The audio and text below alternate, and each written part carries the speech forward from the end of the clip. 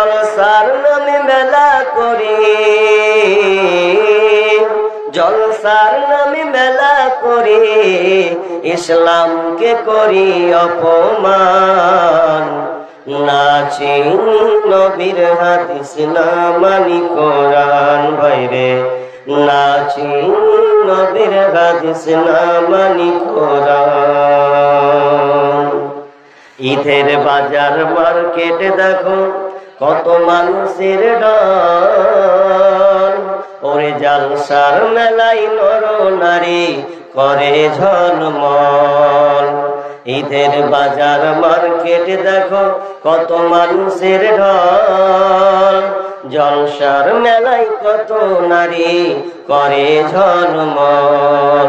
কমিটির সাপোর্ট আছে বলে, এই কমিটির সাপোর্ট আছে বলে ধর্মের অপমান।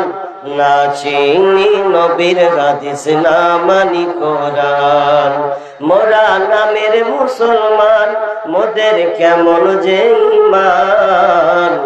নাচিনি নবীর হাদিস না মানি কোরআন।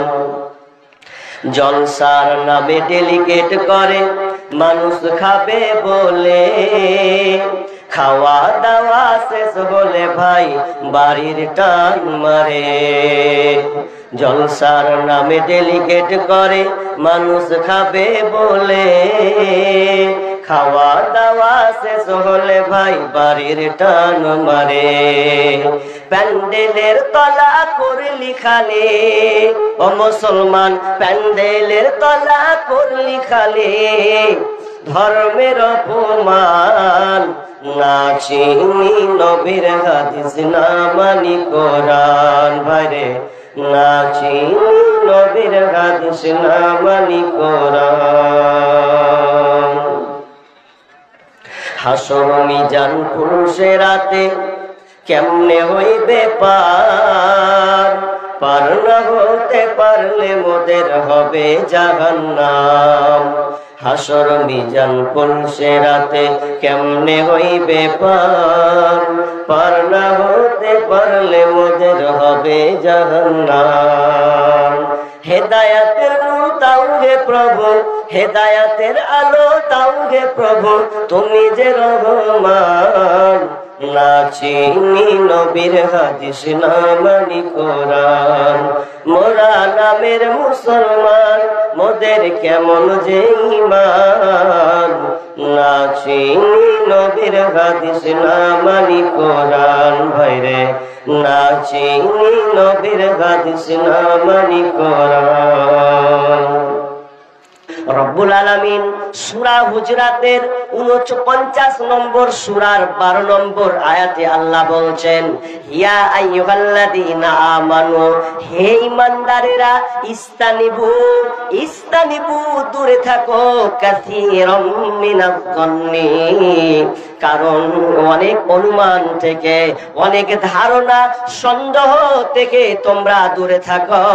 ইন্না বা'দাজ যন্নি ইসমুন, কারণ অনেক ধারণা, অনেক মন্দ ধারণা হচ্ছে মহাকাবিরা গুনাহ।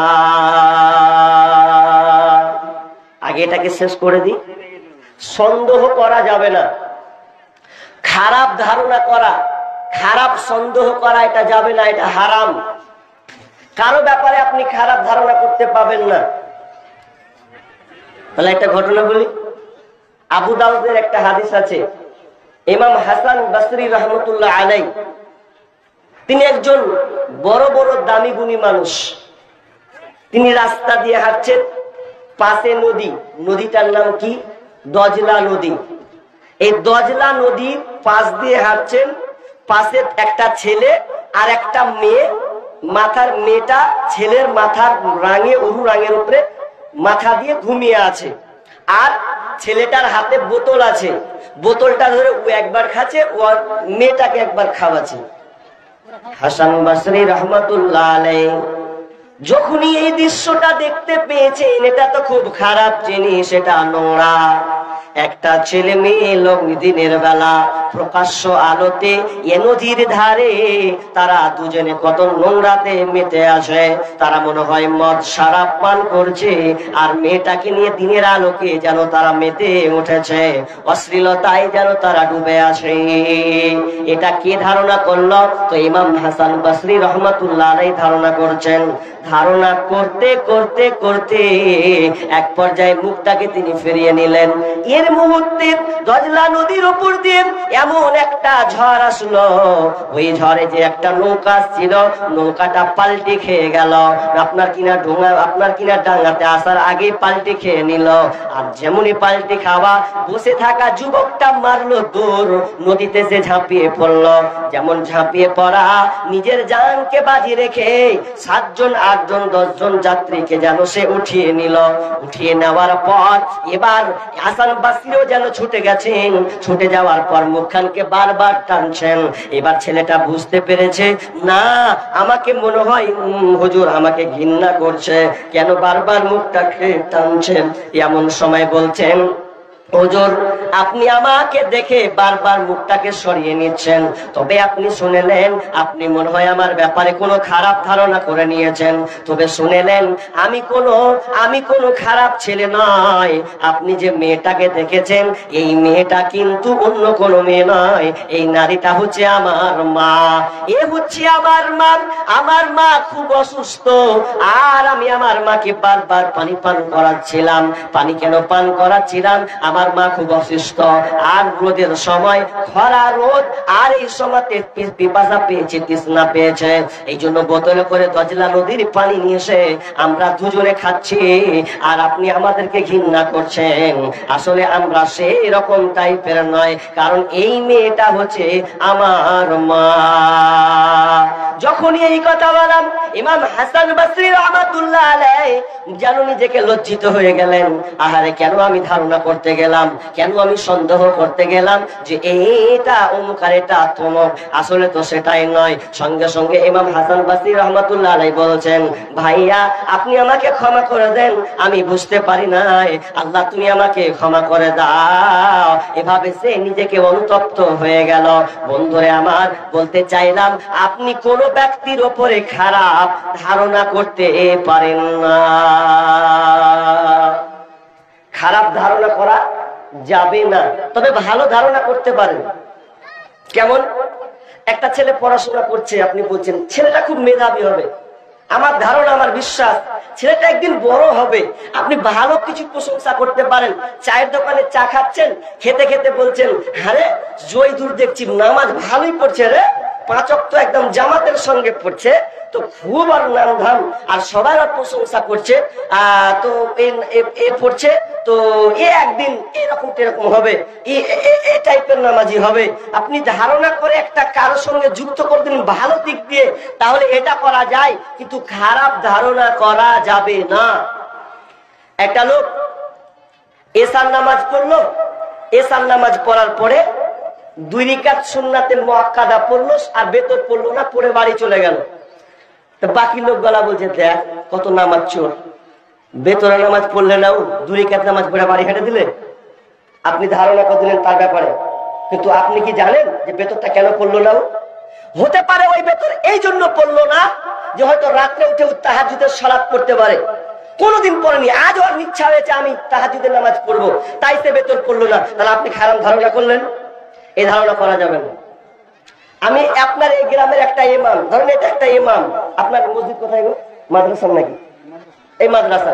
ধরে নিলে আপনার মসজিদের খাতিব, এটা ইমাম। এখন উনি আপনাদের কোথায় আশেপাশে বড় বাজার আছে, বাজার চলে গেল। এখন বাজার গিয়ে কোথায় বাজার?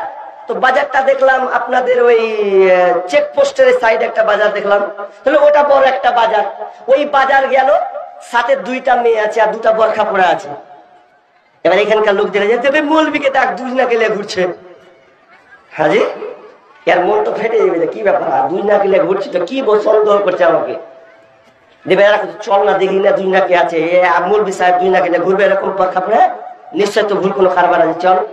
এবার যদি খোঁজ নিতে গেল, তো মৌলবী সাহেব দুইটা মেয়েকে নিয়ে ঘুরছেন, তো কে? তো একটা হলো বিবি আর একটা হলো মেয়ে, তাদের জন্য বাজার করার জন্য মার্কেট করছে। আর আপনি তাকে না বুঝে একটা সন্দেহ লাগিয়ে দিলেন, মনে হয় এরা কোন জায়গায় চক্কর খেয়েছে। ধারণা করা যাবে না। এটা একটা চ্যাপ্টার বলে দিলাম। ওয়ালা তাজাসসু, নাম্বার 2 আল্লাহ বলছেন ওয়ালা তাজাসসু, তোমরা গোয়েন্দাগিরি করবে না, তাজাসসুসি করবে না, কারো গোপন কথা, কারো গোপন খবর তোমরা নেবে না। কেউ যদি কোনো গোপনে কোনো কাজ করে, ওটাকে তোমরা অনুসন্ধান করতে যেও না। ওয়ালা তাজাসসু, তোমরা তাজাসসুসি করবে না, কারণ তাজাসসুসি করা, কারো গোপন খবর আপনার কিনা সিআইডি করা, গোয়েন্দাগিরি করা, এটা মুসলমানের জন্য হারাম। কারো গোপন খবর জানতে যাবেন না। কে কি করলে চা খিলিয়ে বলছেন, বলতো অমুক করে বেটা কি করে, হ্যাঁ খবরদার, খবর নিবেন না, এড়িয়ে যাবেন। আপনি ও গোপন পাপ করে তো নেকি গুনাহ করেছে, আপনি শুনে তা আপনি সমান গুনাহ করে দিলেন। আপনি কারো গোপন বিষয় অনুসন্ধান করবেন না। বুখারী এবং মুসলিম শরীফের হাদিস, আল্লাহ রাসূল বলছেন, মান সাতারা মুসলিমান সাতারাল্লাহু ফিদ দুনিয়া ওয়াল আখিরাহ।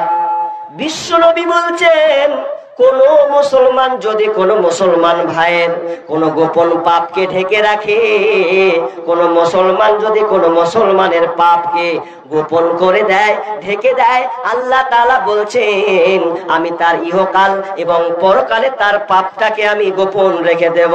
কোন মুসলমান যদি কোন মানুষের পাপকে ঢেকে দেয়, কোন মুসলমানের পাপটা জানার পরে যদি গোপন রেখে দেয়, তো আল্লাহ বলছেন আমিও তার ইহকাল এবং পরকালে তার পাপটাকে আমি আল্লাহ ঢেকে দেব, পৃথিবীর সামনে আমি প্রকাশ করব না।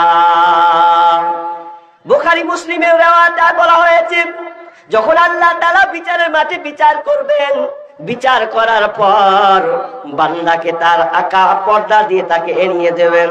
পর্দা দিয়ে এড়িয়ে দেওয়ার পর আল্লাহ তাআলা বলবেন, বান্দারে দেখো তো তুমি কোনো এই পাপটা করেছো কিনা, তুমি কোনো পাপ করেছো কিনা, এটা তোমার খাতা, এটা তোমার পাপ এবং নেকির খাতা, পুণ্যের খাতা তৈরি করা হয়েছে, দেখো তো তোমার এখানে কোনো গুনাহ, এগুলো গুনাহ লিস্ট তোমার কিনা। বান্দা বলবে আল্লাহ এগুলো হচ্ছে আমার গুনাহ, ঠিকই এগুলো আমারই গুনাহ। আল্লাহ বলবে বান্দারে এই গুনাহগুলো কি আমার ফেরেশতারা বেশি বাড়াবাড়ি করে লিখে দিয়েছে নাকি? বান্দা বলবে আল্লাহ না না না, আমি এগুলো গুনাহ করেছি, এগুলো সব এখানে লেখা আছে, তোমার ফেরেশতা আমার ব্যাপারে একটু বেশি লেখে নাই।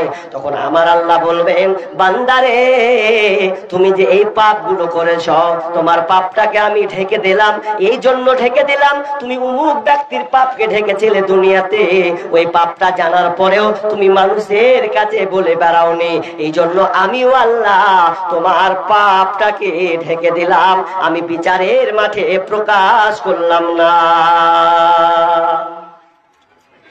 আপনি যদি কারো পাপ গোপন রাখেন, তো আল্লাহ বলছেন আমি তোমার পাপ গোপন রেখে দেব, পাবলিকের কাছে আমি শো করব না।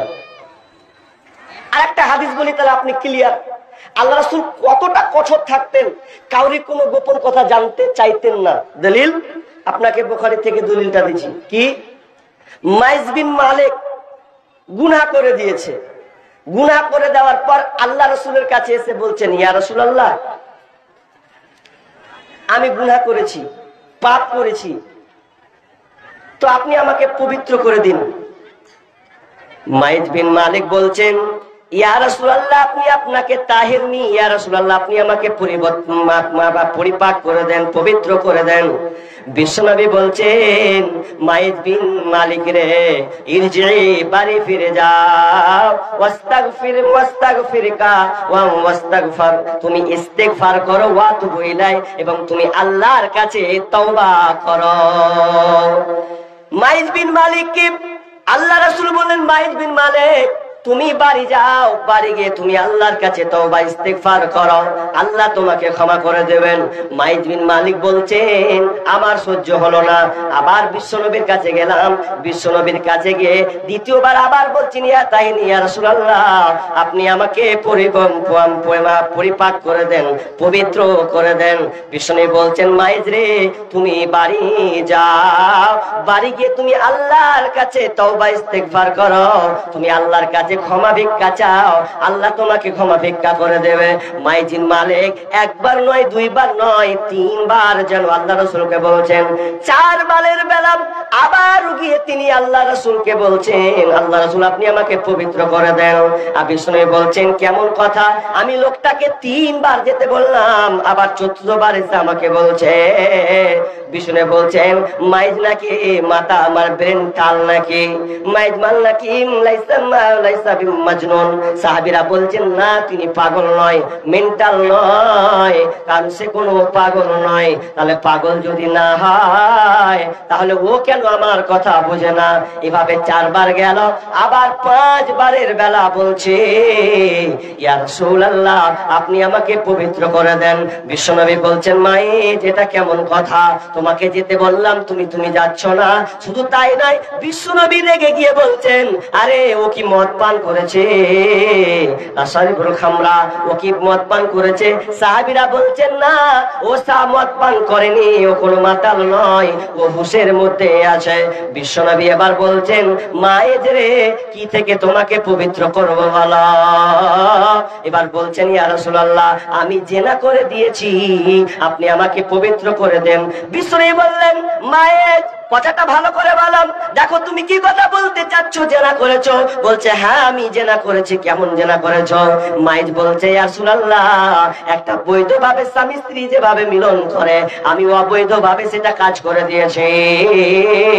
দেখেন বন্ধুরা আমার, মাইজ বিন মালিক আল্লাহ রাসূল কিন্তু আগেই জানতে পেরেছিলেন মাইজ কোন একটা খারাপ কাজ করেছে, নইলে কেন বলছে পবিত্র করে দেন। বিশ্বনবী জানতে পেরেছিলেন, এরপরেও মাইজকে 3 বার 4 বার ঘুরিয়ে দেওয়ার চেষ্টা করেছিলেন, কিন্তু মাইজ না, তার ইমানি তরঙ্গ তার বারবার নাড়া দিচ্ছে মাইজ তুই ভুল কাজ করেছিস, তুই পবিত্র হয়ে যা, জাহান্নাম থেকে তুই কিভাবে বাঁচবি।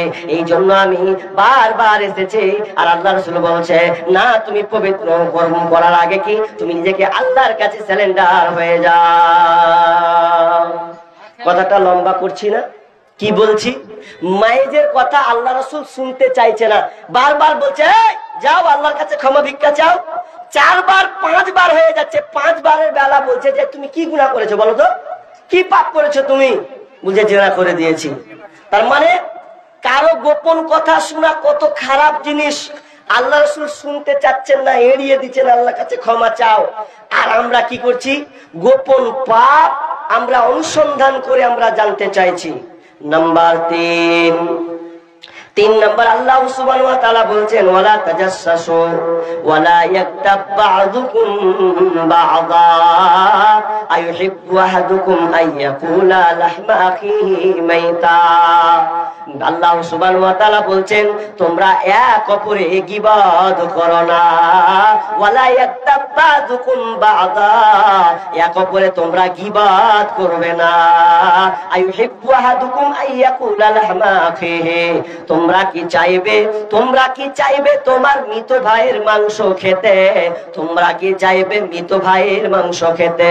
তোমরা তো চাইবে না। তোমরা এটা অপছন্দ করবে। ওয়াত্তাকুল্লাহ, অতএব তোমরা আল্লাহকে ভয় করো। ইন্নাল্লাহা তাওয়াবুর রহিম, আল্লাহ তাআলা হচ্ছেন অতি দয়ালু এবং তওবা কবুলকারী। আমি আবার বিষয়ের দিকে চলে এসেছি। গীবাত এত নোংরা খারাপ পাপ যে আপনি এক অপরের গীবাত করতে পারেন না। যদি করেন আল্লাহ তাআলা কার সঙ্গে তুলনা করলেন? কেউ যদি গীবাত করে কোনো ভাইয়ের, তাহলে সে তার মৃত ভাইয়ের মাংস খেলো। আচ্ছা বলেন, আপনারা এখানে যতটি লোক বসে আছেন বলেন তো, কেউ কি পারবেন যে একটা মরা মানুষ, আপনার মৃত ভাই মারা গেছে, তার মাংস ছিঁড়ে ছিঁড়ে খাবেন? জি, আল্লাহ বলছেন তুমি কি চাইবে তোমার মৃত ভাইয়ের মাংস ছিঁড়ে খেতে? পছন্দ করবে, আবার আল্লাহ নিজেই বলছে যে না তুমি এটা পছন্দ করবে না, কারণ এটা খারাপ জিনিস। কিন্তু খারাপ জিনিস হলেও যারা গীবত করে তারা মৃত ভাইয়ের মাংস ছিঁড়ে খায়। কত নোংরা কথা। আমাদের রুচি আছে, কেউ আমরা গরুর মাংস খাই না, কেউ মুরগির মাংস পছন্দ করি না, হয়তো কেউ আবার কোনো মাছ খাই না। এটা যেমন আপনার ভিতরে কাজ করছে, তো আপনিও কোন ভাইয়ের যখন আপনি গীবাত করবেন, এটা হচ্ছে গীবাত করা। চলেন এবার আমি পয়েন্টে চলে যাব, গীবত কাকে বলা হয়। জি, গীবত কাকে বলে? তাহলে হাদিস শুনুন। আন আবি হুরায়রা রাদিয়াল্লাহু তাআলা আনহু قال قال رسول الله صلى الله عليه وسلم। আবু হুরায়রা রাদিয়াল্লাহু তাআলা আনহু বলেন, বিশ্বনবী বলছেন, সাহাবীদেরকে বলছেন, আতাদরুনা মাল গীবাহ, এ সাহাবীরা তোমরা বলো গীবাত কাকে বলা হয়? তোমরা কি জানো গীবত কাকে বলেন? সাহাবীরা বলছে, ক্বালুল্লাহু ওয়া রাসূলুহু আলাম, আল্লাহ এবং তার রাসূলই ভালো জানেন গীবত কাকে বলা হয়, এই ব্যাপারে আমরা জানি না। বিশ্বনবী বলছেন, ক্বালা যিকরুকা কাম বিমা ক্বালা যিকরুকা আখাকা বিমা ইয়াকরাহু আখাকা বিমা ইয়াকরাহু। বিশ্বনবী বলছেন, তোমার ভাইয়ের অনুপস্থিতিতে তুমি যদি কোনো তার গোপন পাপ তুমি বলে বেড়াও, তার অনুপস্থিতিতে কোনো তার মন্দ কথা যদি তুমি বলো, আর ও যদি শুনতে পায়, যদি সে অজান্তে সে জানে এবং কষ্ট পায়, সেটার নাম হচ্ছে গীবাত। যখন এই কথা বলা, সাহাবীরা আবার পাল্টা প্রশ্ন করছেন, কিলা আফারাইতা ইন কানা ফি আখি মা আকুল। ও দয়ার নবী গো, আপনি বললেন লোকটা চোর, আমি লোকটাকে চোর বলতে পাবো না, লোকটাই খারাপ কাজ করেছে আমি বলতে পাবো না, এটা কি গীবত হয়ে গেল নাকি? তো গীবত, এটাকে গীবত বলা হয়, তার মধ্যে যদি এই গুণটা থাকে তাহলে এটাকে গীবত হবে। বিশ্বনবী বলছেন, ও আমার সাহাবীরা শোনো, ও আমার সাহাবীরা শোনো, ওই লোকটার মধ্যে যদি এই গুণটা থাকে, সারা খারাপ স্বভাবটা, সারা খারাপ গুণটা যদি বিদ্যমান পাওয়া যায়, আর এই খারাপ বিদ্যমান গুণ যদি থাকে, আর ও যদি শুনতে পায়, এরই নাম হচ্ছে গীবাত। আর ফাইল্লাম ইয়াকুন ফিহি মা তাকুল ফাকান বাহাত্তা। আর তারপরে শুনে নাও, আর যদি সেই লোকটার মধ্যে এই স্বভাবটা না থাকে, এই গুণটা যদি না থাকে, আর লোকটার উপরে যদি তুমি এই অপবাদ লাগিয়ে দাও, এই কথা যদি বলে দাও, তাহলে লোকটার উপরে তহমত লাগা হবে, অপবাদ দেওয়া হবে। কি কথা? একটা লোক, আপনাকে বলি, এবার উদাহরণ দিই, তাহলে আপনি ভালো করে বুঝতে পারবেন। আপনার গ্রামে, এই গ্রামে একটা লোক কলকাতায় কাজ করতে গেছে, ভালো করে শুনেন। কলকাতায় কাজ করতে গিয়ে এখান থেকে চারজন গেছে, চারজন গেছে কাজ করতে। কোথায়? তো নরদাস গ্রামের 4টা লোক গেছে কাজ করতে। 1 মাস হয়নি, একজন চলে এসেছে। ভালো করে শুনেন। চলে আসার পর এবার বাকি ওরা 2 মাস খেটে আসলো, খেটে এসে ওরাও বাড়ি চলে এলো। একটা চায়ের দোকানে বসে গল্প করছে, ও কিন্তু নাই। কি গল্প?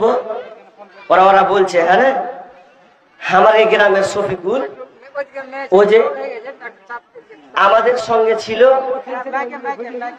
কি বলবো, জায়গা মেয়েদের নাই। আমার মা বোনদের বলবো, আপনাদের সামনে জায়গা ফাঁকা আছে, আল্লাহর রাস্তে আপনারা একটু চেপে চেপে বসেন তো। সব চলে যাচ্ছে, বসতে পাই না, আপনারা একটু চেপে চেপে বসেন না, আল্লাহরে সাইড করে দেন, ক্রস সাইড করে দেন, ওরা ঠিক ঢুকে যাবে। একটু আগে আগিয়ে বসেন, আপনাদেরই মা আপনাদেরই বোন, ওরা বসার সুযোগ পায় না, তো আপনারা একটু চেপে বসেন, আগান। কি বললাম? 3টা লোক গেছে, 4টা লোক বাড়ি এসে বলছে, জানিস হারাগে শফিকুল বাড়ি চলেছে 10 দিন পরই, 1 মাস হয়নি, 20 দিনের মধ্যে বাড়ি ঢুকে গেছে ও। তখন ওরা বলছে, জানিস না কিসের লেগে এসছে? কিসের লেগে এসছে? বলছে, ওই যে বাড়িতে কাজ করছিল ধরা পড়ে গেছে, খানিকটি ধলে গেছে, চলে এসছে। কেউ জানে না এই কথা।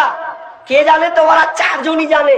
গ্রামের লোক একটা জানে না। গ্রামের লোক কি জানে? যে ও অসুস্থ ছিল, তা পড়ে গেছে, কেটে গেছে, এটাই। এরা তখন চায়ের দোকানে বসে বলছে, জানিস শফিকুল ধরা পড়েছে, খানিকটি ধরে দিয়েছে, তো পালিয়েছে বাড়ি। এর নাম গীবাত। আপনি বলতে পারবেন না, এর নাম গীবাত। গীবাত করলেন আপনি, গুনাহ কামাই করলেন, করতে পারবেন না আপনি। সাবধান। আপনার 4জন ছিলেন, জেনেছেন, 4জনে স্টপ। এটা প্রকাশ্যমান নয়। যদি আপনি প্রকাশ করেন এর নাম হচ্ছে গীবত। কেন গীবত ওকে বলা হয়, আপনি কোন কারো পাপ আপনি বললেন, ওই বেচারি গুনাহ করেছে কোন ক্রমে, এখন সে শুনতে পেল, শোনার পর কষ্ট পেল, যদি কষ্ট পায় এর নামই হচ্ছে গীবত। আপনি বলতে পারবেন না। আর কি কি গীবত? চলেন আপনাকে হাদিস বলি, অনেক কথা আছে, মাইক ভালো নেই বলে হয়তো মন মানে না আমারও। কি কথা? সেটা হচ্ছে এই হাদিস বলছি, এবার শুনুন।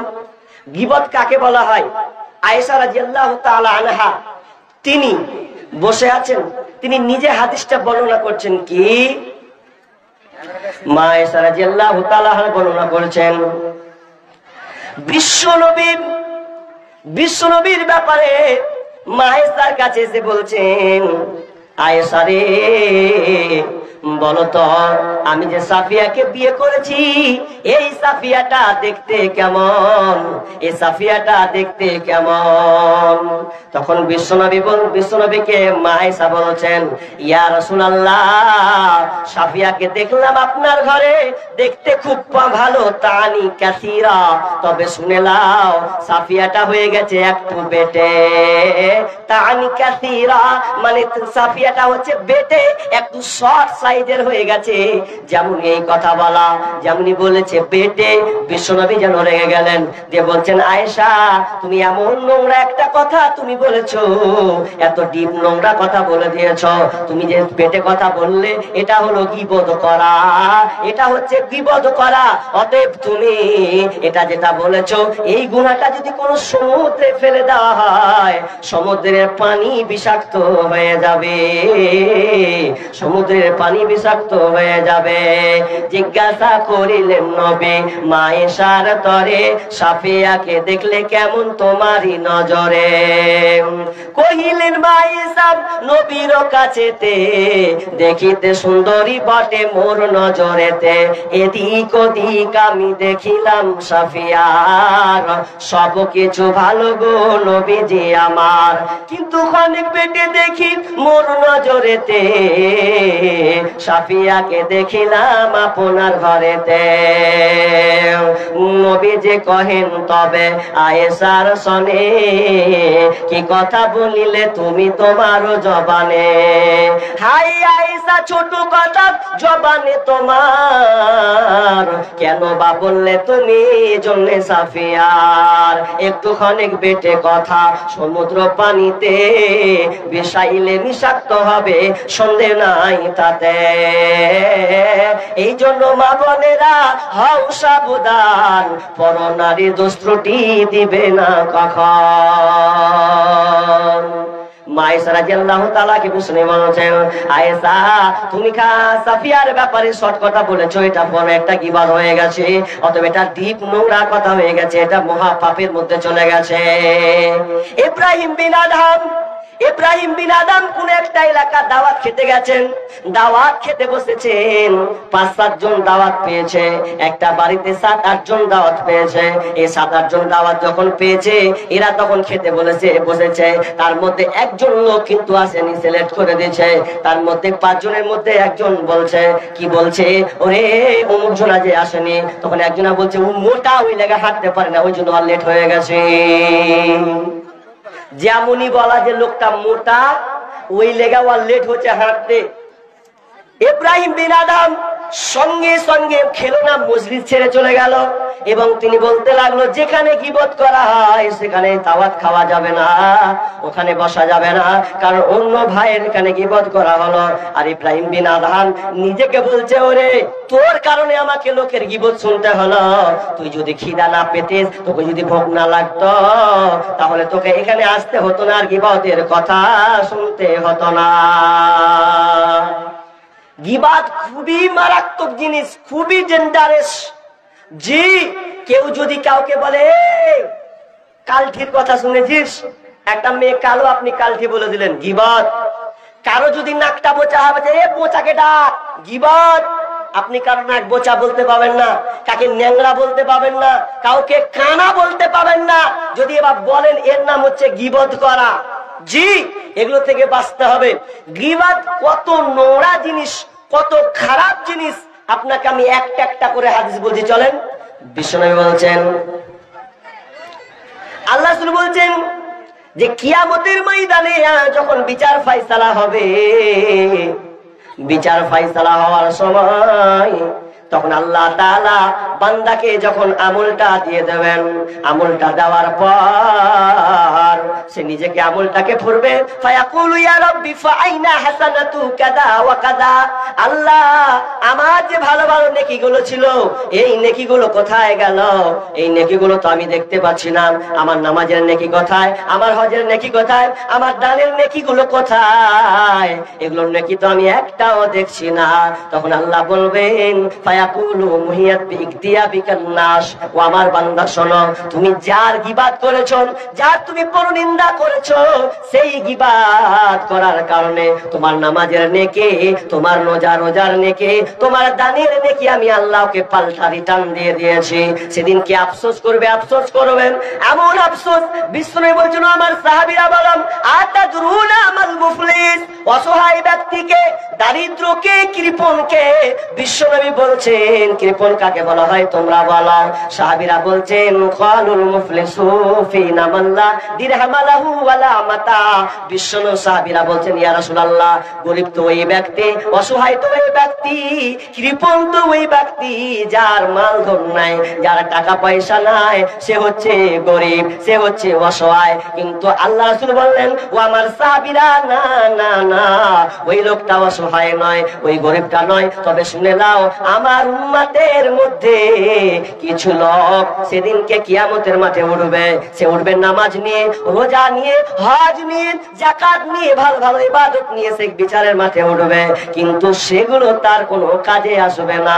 সমস্ত আমলগুলো সব ট্রান্সফার হয়ে যাবে। কেন ট্রান্সফার হবে শুনে নাও, এত নেকি করার পরেও, এত নেকি ইবাদত করার পরেও, ভালো তাহাজ্জুদ উজার পড়ার পরেও, পাঁচ ওয়াক্ত নামাজ পড়ার পরেও তার আমল নেকিগুলো থাকবে না। আল্লাহ তখন কি করবেন? তার নেকিগুলোকে কেটে কেটে তাকে দিয়ে দেওয়া হবে। কেন?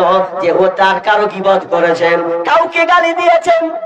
কোন নামাজি যদি কাউকে গালি দিয়েছে, কাউকে আপনার কিনা পরনিন্দা পরচর্চা করেছে, কারো জমিকে আত্মসাৎ করে নিয়েছে, জোর জবরদস্ত জমিকে কেড়ে নিয়েছে, শুধু তাই নয়, কারো উপর নির্মমভাবে তাকে হত্যা করেছে, অত্যাচার চালিয়েছে, আল্লাহ তাআলা সেদিনকে বলবে, ওরে নামাজি, যার সঙ্গে তুমি খারাপ ব্যবহার করেছো, নোংরা ব্যবহার করেছো, গালি দিয়েছো, আজকে তোমার নেকিটা তুমি তোমার ওই ভাইকে দিয়ে দাও। সেদিনকে ওর নামাজ দিয়ে দেবে, রোজা দিয়ে দেবে, দান দিয়ে দেবে, সাদকা সব কিছু দিয়ে দেবে। দেওয়ার পর দেখবে আমার আর কোনো নেকি নাই, একটাও যেন আমার নেকি নাই। যখনই সে নেকিটা দেখতে পাবে না, এবার বলে, আল্লাহ, আমার তো আর কোনো নেকি নাই। ৬-৭ বছর জিন্দেগিতে ৪০ বছর ধরে আমি ভালোভাবেই তো নামাজ পড়েছি, আমি সপ্তাহ মাসে একবার করে তাহাজ্জুদের নামাজ পড়েছি, একটাও তো থাকলো না, সব চলে গেল। বলছে, না, থাকবে না, ট্রান্সফার হয়ে অন্য ভাইয়ের দিকে চলে যাবে। এবার বলবে, আরো বের কর। আল্লাহকে বলবে, আল্লাহ, আর আমার কাছে কোনো নেকি নাই, পাওনাদাররা এখনো দাঁড়িয়ে আছে, কারণ আপনি ওর হক মেরে খেয়েছেন, ওর গীবত করেছেন, ওর পরচর্চা করেছেন, ওর জমি আত্মসাৎ করেছেন, ওকে অন্যায় ভাবে মেরেছেন। সেদিনকে আল্লাহ বলবে, বুঝিয়ে দেন। খুব দুনিয়ায় দাদাগিরি দেখেছি, নামাজ পড়েছি, রোজা করেছি, দাদাগিরি, গীবত করা, এখন নেকি দিয়ে বুঝিয়ে দাও। বান্দা বলবে, আল্লাহ, আমার কাছে আর তো কোনো নেকি নাই। তখন আল্লাহ বলে, এক কাজ কর ফেরেশতারা, যার গীবত করেছে, যার পরনিন্দা করেছে, চুগলখড়ি করেছে, ওর গুনাহটা ইয়ার ঘাড়ে চাপিয়ে দে। তখন ওর ঘাড়ে যখন চাপিয়ে দেওয়া হবে, যখনই চাপিয়ে দেওয়া হবে, চাপিয়ে দেওয়ার পর সে গুনার বোঝা নিয়ে থেকে যাবে। বিষ্ণু বলছেন, ওই লোকটা হচ্ছে কৃপণ, ওই লোকটা হচ্ছে ফকির, যে দুনিয়াতে ভালো নেকি করার পরেও সে বিচারের মাঠে তার নেকি একটাও থাকবে না। লেন ঠেলা, আর কাউকে গীবত করবেন? আচ্ছা, আপনাকে একটা কথা বলি, ডানের দিকে যাচ্ছে, একটু দেখি, একটা কথা বলি। আচ্ছা, আপনাদের এলাকাতে বাপ বেটা একসাথে মদ খায়? এদিকে ধ্যান দেন, গুরুত্বপূর্ণ কথা বলছি। আপনাদের এলাকাতে কোনো বাপ বেটা একসাথে মদ পান করে, এরকম আছে? আছে? নেই? এইভাবে বলিয়েন না, হ্যাঁ, শরম টরম কিছু নেই নাকি আপনার? জোরছে, আমার মা মারা গেছে, আমি টোটো চালাই, আমার মায়ের জন্য ১০০ টাকা দান করলাম, দোয়া করলাম। ১০০ টাকা? তা আমি ডানের দিকে চলে যাবো? হ্যাঁ, হ্যাঁ জি, আলোচনা তো সব থেকেই গেল জি। আমার মায়ের, আচ্ছা, দোয়া করবো, বসুন। দোয়া করবেন ইনশাআল্লাহ। দোয়া করার লেগেই তো বসা আছি রেডি হয়ে। জি, তো 5-10 মিনিট বলিন, মানুষ শুনে যদি পয়েন্টিং না বলি তো কি করে হবে? কি বলতে চাচ্ছিলাম, প্রশ্নটা আবার বলছি, আপনাদের এলাকায় যদি থাকে তো এটা খারাপ, কিন্তু সবাই নাই।